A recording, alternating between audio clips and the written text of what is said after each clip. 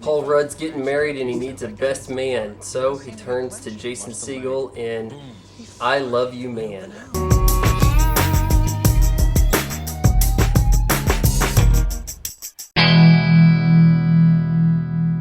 Welcome to Vaughn on Movies. I'm your host, Vaughn Fry. I'm going to give you kind of a short take on I Love You Man. I just got back and I want to get this out on the web quickly. Paul Rudd plays Pete, a man who is always focused on women and never had any guy friends. And this becomes a problem for him when he's engaged and he doesn't want to let his fiancée down. So without producing his side of a wedding party, he feels the need to go out and find some man friends.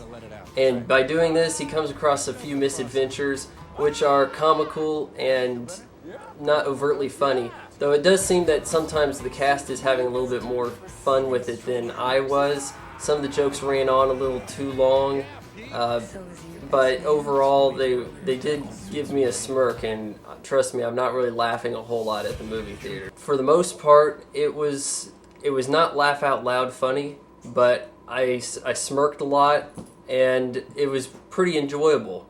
And I think that many of you will probably relate to the jokes a little better. All of them are sex related and kind of lowbrow in that sense. There's not a lot of slapstick, but everything works pretty well. The screenplay's quite refreshing because if you just replace one of those guys with a girl, you have every other movie out there. So it's very bizarre when you got a guy who his fiance is kind of like his best friend, and she's trying to hook him up with a guy to be the friend. It's sort of like a reverse of gender bending, and I thought for the most part that worked pretty well.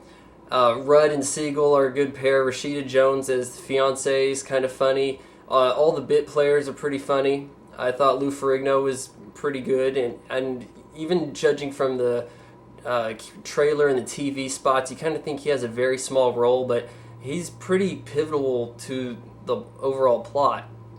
And for the most part, it all comes out to a pretty happy ending, and it's something that most of you are probably going to enjoy.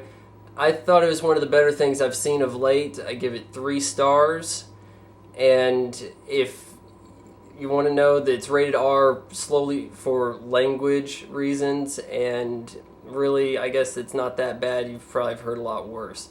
So if you're looking for something to do with either some guys or maybe you're going on a date or something, this is probably one of your better options. So go check out I Love You Man. Tune in next week.